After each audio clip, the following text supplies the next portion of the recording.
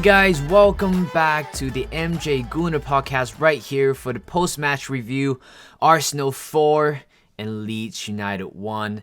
It's a beautiful day here in Vancouver, British Columbia, which means that Arsenal are back to play some beautiful football. Well, especially in the second half, not quite a lot in the first half, but yes, I was thinking about doing an upload last week or somewhere in between the international break, but again, I've been so busy with my other gaming series, the MLB 22 to show, and it was done. So right now, finally have the time to sit down and talk to you about the game. And again, I think the second half has been great.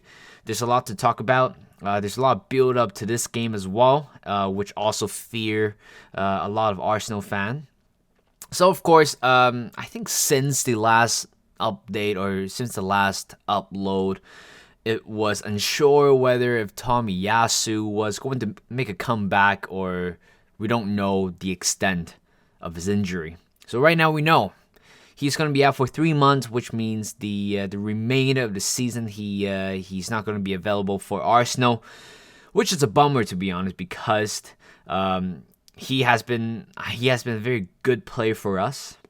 And the fact that, of course, this season it was a little bit unfortunate for him, the fact that Ben White has been in form pretty much throughout the whole season, and otherwise Tomiyasu would be getting the starting spot. But unfortunately, that's not the case, and somehow Tomiyasu was kind of pushed down a little to the second team. Which, of course, he's a very, good person, good spirit, good sportsmanship as well. Didn't complain quite a bit, always want to work hard and get back into the team. But unfortunately, when the time when we needed him, he injured himself. It was that little knock. It was that little quick pause from his sprinting. Got him into that injury. It looks quite bad in that game. And, of course, he's going to be out for the rest of the season. And that's the whole reason why putting in Thomas Partey at right back. I remember against Crystal Palace. I mean, there's a whole reason behind that as well. So, well, in the end, we have to cope. We have to adapt without Tomiyasu. And it's a shame. It's a shame. We have been trying to keep him fit throughout the whole season, and relatively we did that. But unfortunately, it was very unlucky for him to pick up an injury like that, a very significant injury per se. And I really wish him a very speedy recovery, because we certainly need him next season. But this season, he is pretty much done for. So yeah, I just feel gutted for Tomiyasu. And the second news I want to talk about today is pretty much Mesut Ozil. He retired. He announced his retirement last week, and I of course I'm sad. I'm a big Ozil fan when he first signed for Arsenal back in 2013. Of course, the announcement with I think the prior to the announcement where Wenger were doing a post-match conference talking about any surprise for the transfer news, and of course that smirk that he had on his smile revealed everything. But back then I didn't know who it was. It was 2013. The journalism wasn't as spread as the one that we have today. I'm sure Fabrizio Romano still hasn't quite, make his name yet. But certainly, I think the day when he signed Ozil, I wasn't quite sure who Ozil was back then. I wasn't quite very familiar with the La Liga side, but watching some of his highlights and talking to some of my friends in high school, they all rated, Ozil very highly. Excuse me. And potentially, Ozil might change Arsenal. And in a way, he did. He was part of the squad. He was part of the squad where we ended our 9-year trophy drought with the FA Cup win against Hull City back in 2014 May. I still remember. I didn't really watch the full game because it was in the middle of the night in Hong Kong where I was living. But yeah, and later on, Urso has been, coming in and out of the team a lot of times where, everybody has a big expectation of him. Of course, certainly he's a good player, but certainly not as, I would have to say, not as good when he was, with Real Madrid. And certainly, of course, you can also arguably and say that, the reason why Urso wasn't as the top class as we thought it would is because, having players like, back then Giroud, Walcott, who else? I think Welbeck as well. And of course, having Alexis Sanchez certainly changed the way how we see both of them play. And certainly the two partnership was amazing at times when Sanchez first arrived. But certainly we needed a striker back then. Not Giroud, but certainly Giroud right now, if you want him to sit as a bench, fringe player coming off the bench to make something happen, he's the guy. But unfortunately, Özil didn't break that most single assist in 2015-2016 season, because I felt like that season Arsenal might have potentially won the league, but very inconsistent up top. Of course, it's Giroud again, and later on, of course, we know Özil was dipping in a way. Of course, he is influential, but certainly Odegaard nowadays it's more influential to the part where Odegaard would track back, keep up and stuff like that.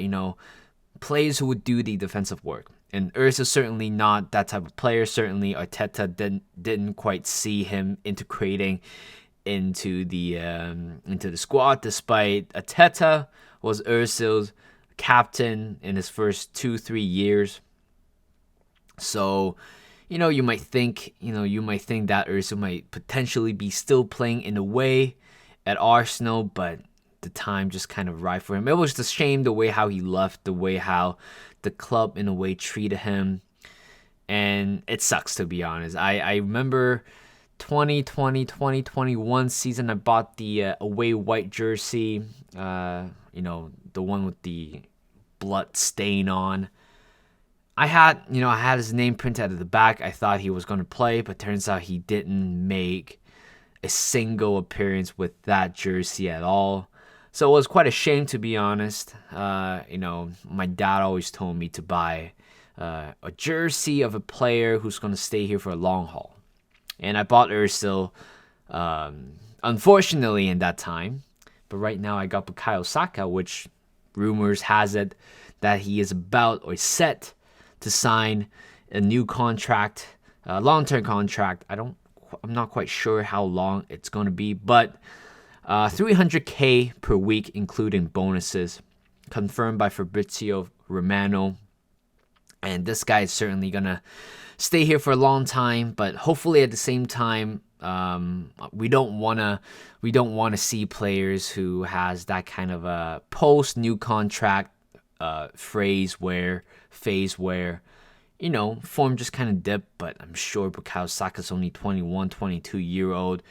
There's so much room for him to improve, and certainly his goal, his performance over the international break certainly make his name even more relevant in the world-class right wing. Certainly he is part of the world-class right wing, but certainly I do believe he can do better. I think there's still room for him to be, to improve and, to score more goals, to be more clinical, and also more assists as well. The thing is, Bukayo Saka hasn't reached his prime for sure.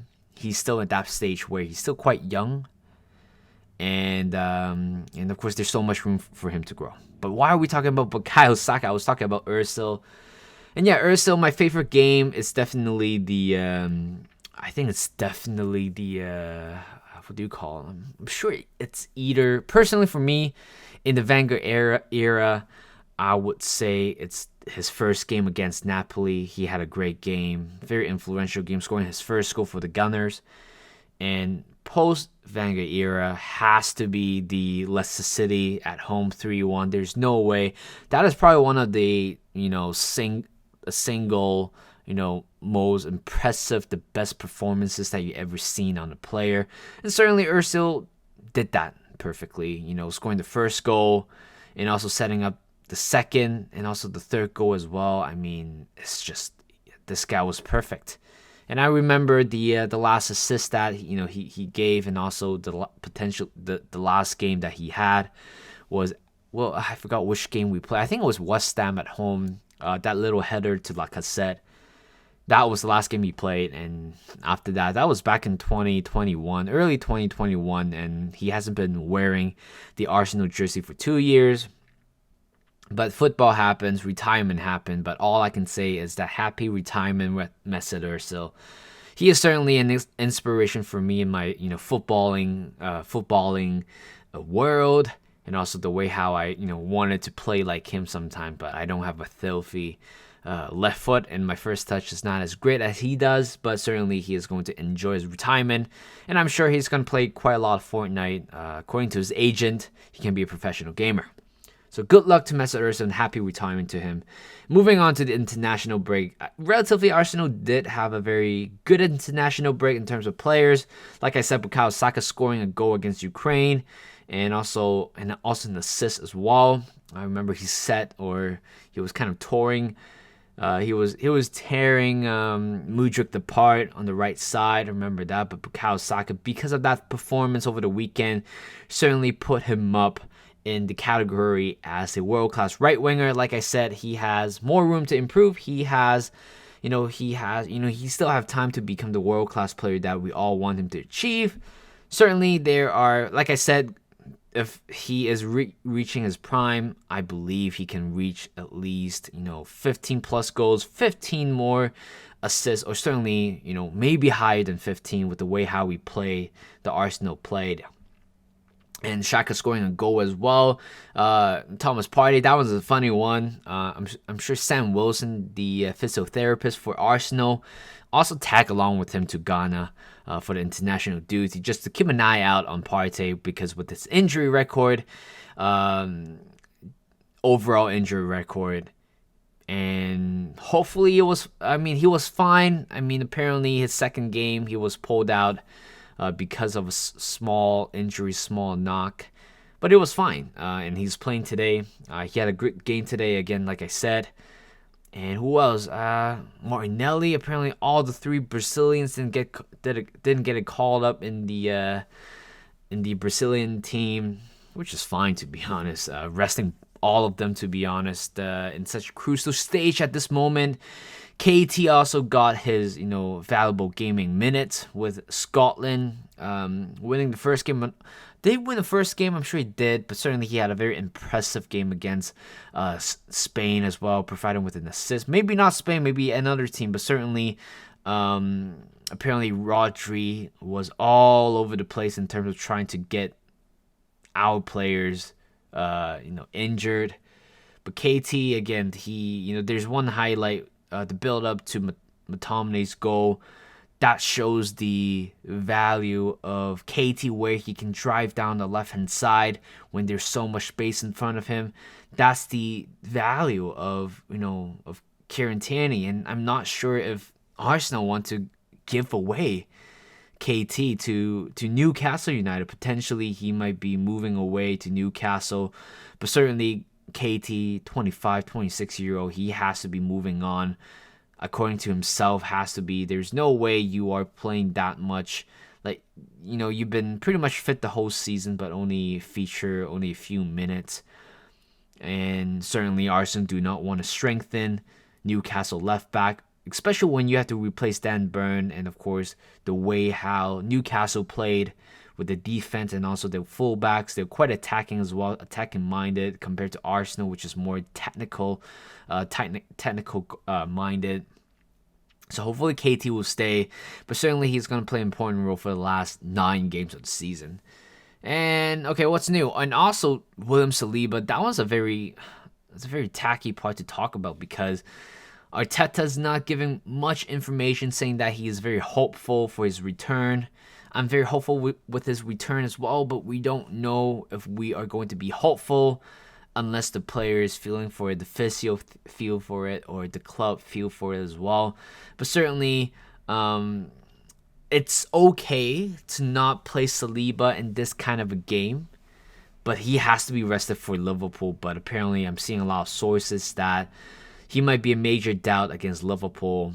And the fact that Liverpool lost to Man City today 4-1, and of course, after their 7-0 win against United, they have lost all three, I believe. They have lost all three games, losing to Bournemouth, losing to Madrid, and also losing to City. And I believe that they have to play Chelsea over the weekdays, Wednesday or Thursday, and we have to travel to Anfield again. It's a very tough field to play. We all know that we barely have any success at the Anfield. To be honest, the last time we got a win was 2012-2023 season. I remember it was a 2-1 or 2-0 lead. I remember it was Abu Dhabi masterclass. Podolski with the goal, and also Santi Cazorla with the goal as well.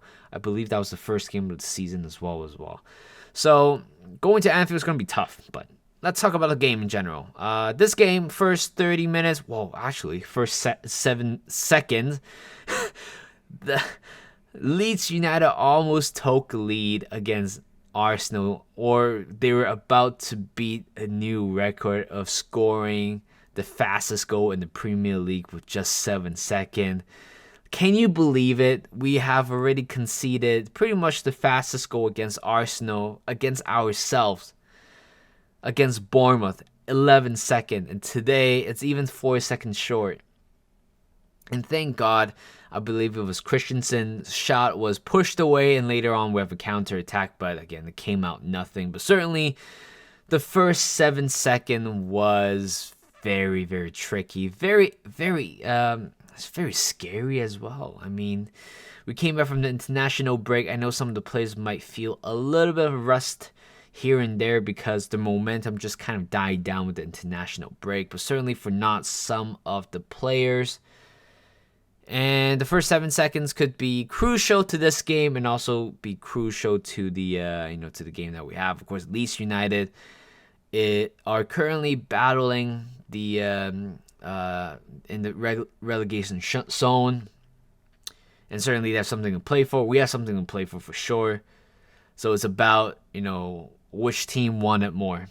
And certainly for the first 30 minutes in the game, it looks like Leeds United won it more. They have more attacks. They are more organized in terms of defensively, and offensively they have been breaking Arsenal line here and there. And that's probably one of the flaws that Arsenal still have, to be honest. And of course, having Rob Holding, it's not always like the best choice, but he's the only choice that we have as a right center back. You certainly don't want to move pieces here and there. But yeah, I remember Somerville, great player as well. Always posed a great threat against Arsenal right side. Especially there's one play where it was a 1-2 between himself and also Mark Roca. It was a quick 1-2, but that allowing that chance to happen in the first place, you can also tell that Rob Holding wasn't quite at the right space, at the right position to kind of prevent the shot. But thank God it was straight at Ramsdale. We got a couple of chances as well. We wanted Jesus to score, making his first start in the Premier League since November and looking to score his first goal since October today. And 35 minutes in, the magnificent from Jesus makes the whole game even more special, even better. The way how he was tackling with the Leeds United defense right outside of the box, that was a beauty. I think he set the first player down, and then he set down. I think he set down Christensen first, and he set down Luke Ayling first. But Luke Ayling, of course, stuck his foot out to his knee. I mean, it might not look appealing for an offside, but the fact that you had the intention to kind of give Jesus a kick, or give the player a kick in general, it should have been a penalty. And I don't know why a lot of other toxic fan base do not believe that was a penalty, because that was a very clear penalty for sure. I mean, he already set you down. There's no point of you trying to go for the tackle if you're not certain if you're going for the ball. But Jesus, it's still very sharp with that kind of a movement where he was faking everybody, faking the cameraman, faking the fans, faking me as well. And he won the penalty. VAR has a quick check, and indeed it was a penalty. And we all thought that, Bukayo Saka, it's having a rest today. I think rightly deserved as well. I think Mikel Arteta said that he was not quite feeling it, or he was sick, not feeling well in the yesterday training session. And he's back today, but of course you don't want to risk him because we have Anfield next. And you saw Odegaard holding the ball. You thought he was going to take the penalty, but turns out he was holding the ball for Jesus. Of course, certainly I wanted him to take the penalty. I'm not quite sure his penalty record, but certainly there's no other person in this world that rightly deserved that penalty spot kick as Gabriel Jesus. And when he stepped up, I have that tiny little feeling that he might miss, because if he missed, it would have been really, really funny. I know that doesn't sound like what a fan would say, but the fact that if he missed that and continuing his GOAT drought, it would be funny, is the fact that even if we give him a chance for a penalty kick, like the easiest way to score a goal, or maybe potentially tap in, if you can't score a goal through a spot kick, then I don't know how he's going to score a goal anymore in this game. But you know what? Thankfully, he buries that one right down the middle as well. A very clever, cheeky little finish at the penalty spot. Certainly faking Millier to the right side, and we scored the first goal. Again, the first 30 minutes we have been relatively struggling. I believe Leeds United were a much better side than Arsenal, and later on I think Ramsdale made a couple of saves. Again, it's just it's what he does as well. Of course, certainly he wanted a clean sheet. We don't have a clean sheet at home for a while, since the Everton game. Later on, second half, we thought we might be seeing Bukayo Saka coming on for Trossard or maybe Jesus, because of course we have to add more intensity in the game. In a game like this as well, I mean, you have to add intensity. We are only up by a goal, and that doesn't mean anything. Even back then, when you're up a goal, if you win one goal, then you will win one goal. But with the stake at Arsenal are at the moment, we have to keep scoring. There's no mercy whatsoever. Even though, yes, we're controlling the game, but we have to score more goals to kill the team. And also, the goal difference is also a very important topic. The fact that today, City beat Liverpool by 3 goals, and they were 5 goals. They have 5 goals more compared to Arsenal, but today, after scoring 4 goals with the goal difference of a 3, we're back at 2 goal difference between Arsenal and also City, which is something that we really do have to keep in mind of, because I mean, in the end, it might potentially be down on the goal difference, but who knows, right? Who knows? Why not just score more goals right now? Because I would rather us win all the football matches than trying to win through goal difference. Even it's more glory through that way. And later on, it was Martinelli on the left-hand side. Again, I thought he was a little bit rusty at first in terms of taking his first chance, but it was fine in the second half. It was a little bit lucky that he got past Luke Ayling, but that pass to Benjamin White, Benny Blanco, that little run, that pass through the whole defense, it was kind of the Leeds United defense were kind of lining up in a straight line in a way. Maybe one of the play, I think it was Coach, was maybe he was a little bit behind, but the fact that Martinelli can find a space, curls it to that perfect space in between defenders, and Fen. Oh my god, I was literally mixing up the word, find and bend, fine, fen, bind, whatsoever. But he finds Ben White at the back post, and great finish as well. Great awareness. That was a proper Arsenal goal right there. It just looks beautiful. It's out of nowhere as well. I just didn't know Ben White was storming on the right side. I thought it was Jesus first because I didn't drop my phone. I wasn't quite sure who it was at the first time. And turns out it was Ben White. 2-0 to Arsenal. It's looking like we are getting that comfortable lead, but that's not the end. We still have 35 minutes more to play. And certainly we do not want to let our shoulder down, let our, we don't want to be complacent about it. We don't want to be arrogant. We need to be more humble. That's why we have to score goals, because that's the only way that we can win football matches. Yeah, 2-0, it's quite enough in a lot of people's eyes, but for Arsenal, it's not, because I know what Arsenal is capable of. It's to concede. It's a pointless goal. But thank God it did not happen, to be honest. We didn't quite surrender to the lead, and we keep on going, and boom. Gabriel Jesus scoring the second goal. It was a great goal as well. But Trossard, you got to talk about that assist as well. I mean, of course, the first time pass by Gabriel Jesus, very good awareness. I thought, if Trossard got away from the defender, just a little bit more space, I think Trossard would have potentially scored that goal, or maybe potentially have a goal for himself.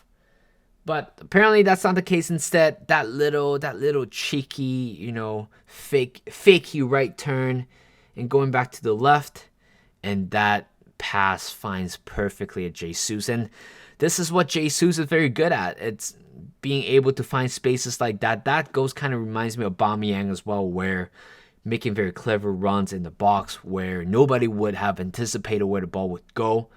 And Jesus just, finds the net, 3-0, and after that, we are pretty much cruising for the game. And at that point, Bukayo Saka coming on, we thought, Trossard's going to go off. But turns out, Jesus went off, and he certainly felt disappointed, because it was a very good chance for him to get a hat trick, but we have a much bigger game ahead of us, and certainly we don't want to risk him. And I'm sure that he's still not 100% yet, but he will be if we keep deciding to pull him out in the 65th minute, give him a little bit of a game time.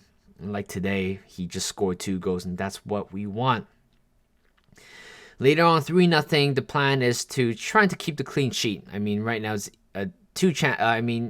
two objectives right now: to win the game and also to keep the clean sheet. And I know Aaron Ramsdale wanted his clean sheet very, very badly. Of course, I believe the first chance coming from Leeds United in the second half was Aronson trying to chip over Ramsdale. But again, a very good play by Ramsdale. He just rushed it out quickly, and Arsenal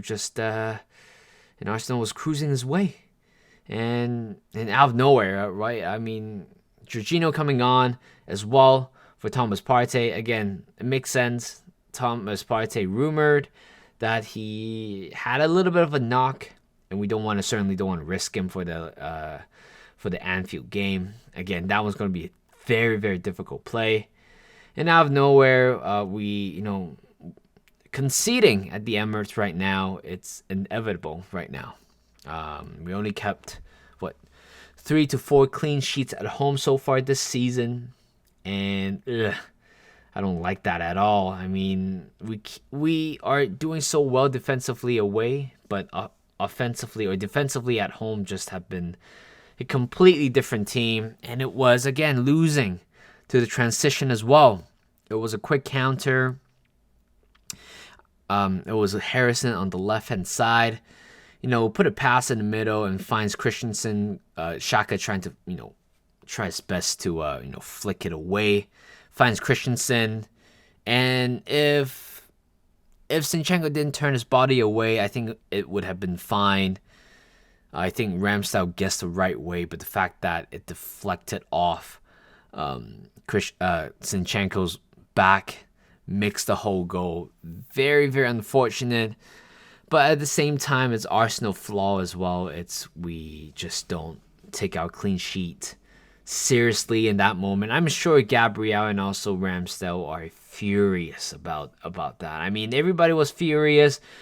Last time out against Crystal Palace, we were controlling the game until we had decided to bonker. We had decided to bottle the lead. I know we didn't bottle the lead, but we didn't keep the clean sheet. And certainly we wanted a clean sheet. That's all I wanted. And it didn't happen. And at one point, Leeds United were actually going at us. There's a corner coming in as well.